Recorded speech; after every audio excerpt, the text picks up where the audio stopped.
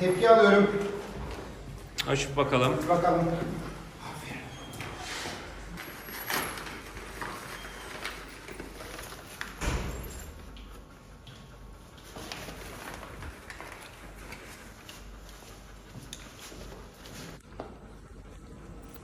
Görünüm ve koku itibariyle bonsai ham maddesi.